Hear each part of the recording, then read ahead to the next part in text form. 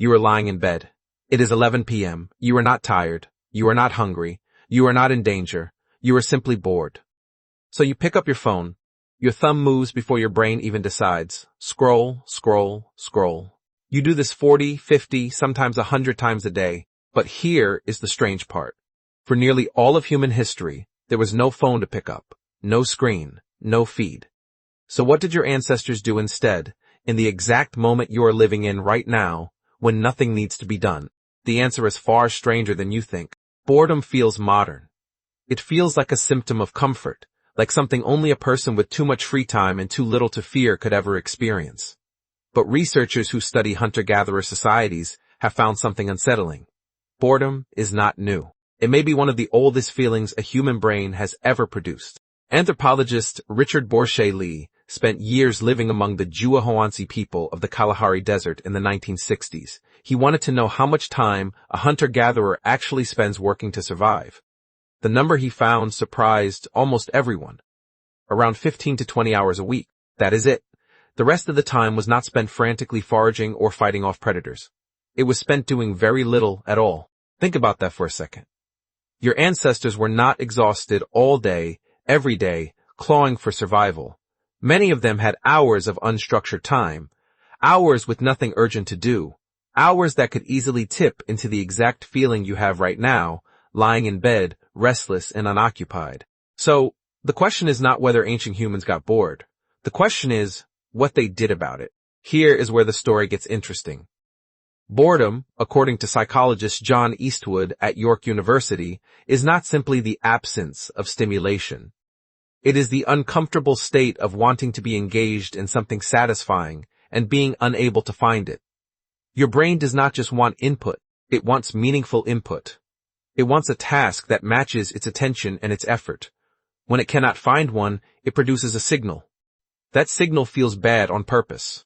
Why would evolution build a feeling whose entire job is to make you uncomfortable doing nothing? Because doing nothing was dangerous. A human sitting idle in the grasslands of prehistoric Africa was a human not gathering food, not building shelter, not watching for threats, not strengthening alliances with the group. Idleness had a cost. So the brain evolved the kind of internal alarm, an alarm that says, this is enough rest. Time to do something useful now. That alarm is what you feel as boredom. It is not a modern glitch. It is an ancient motivational tool, and it worked exactly as designed for hundreds of thousands of years. But here is the twist. The tool did not disappear.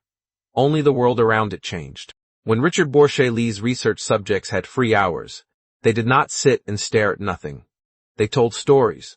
They played intricate string games passed down for generations. They gossiped extensively about who did what, to whom.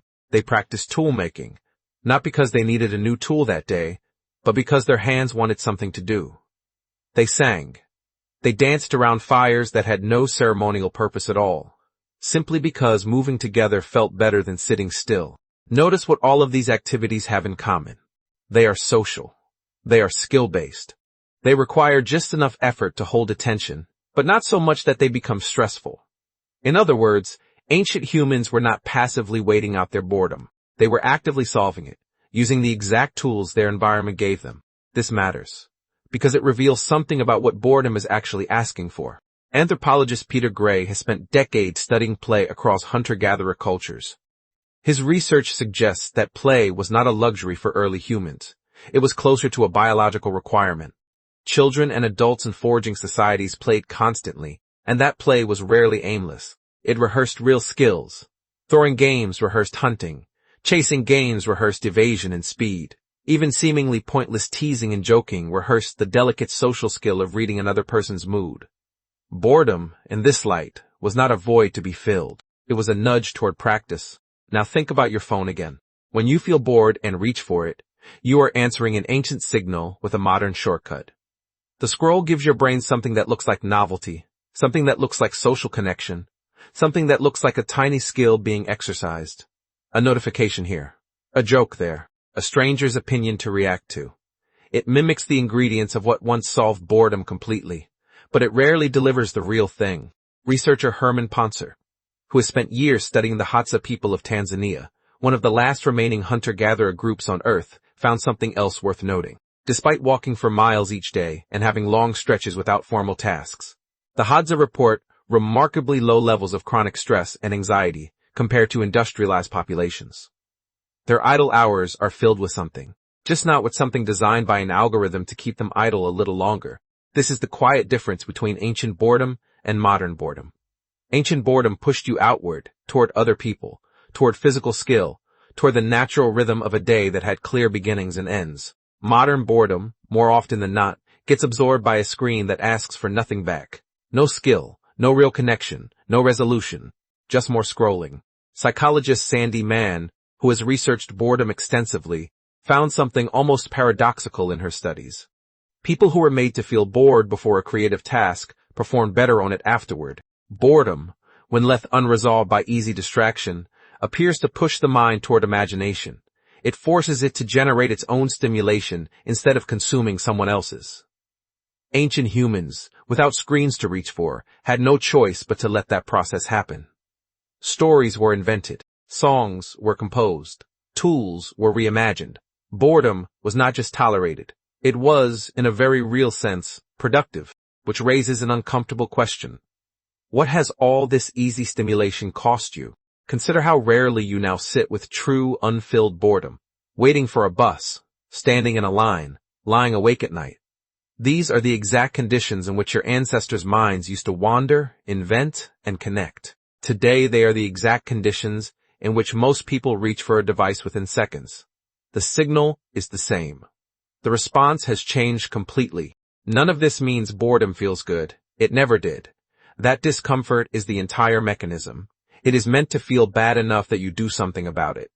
The difference is what something used to mean. For most of human history, it meant turning toward another person, or toward your own hands, or toward the strange, wandering corridors of your own imagination.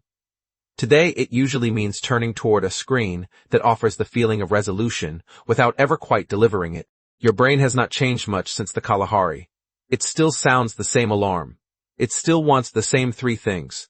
It always wanted connection, skill, and a task just hard enough to matter. What has changed is the response available to you, sitting right there in your pocket, promising to satisfy an ancient need it was never actually built to satisfy. So the next time boredom creeps in that quiet, restless moment before your hand reaches automatically for your phone, pause for 1 second. That itch is not a modern malfunction. It is a message that has been traveling toward you for hundreds of thousands of years. And somewhere in the Kalahari, or around a fire that served no purpose at all, your ancestors were already answering it. Not with a scroll, but with a story, a song, a game with no name, played simply because the mind demanded something real to do. You are lying in bed. It is 11 p.m. And for the first time, maybe you let the boredom sit there a little longer and see what your mind invents when nothing else is offered to it.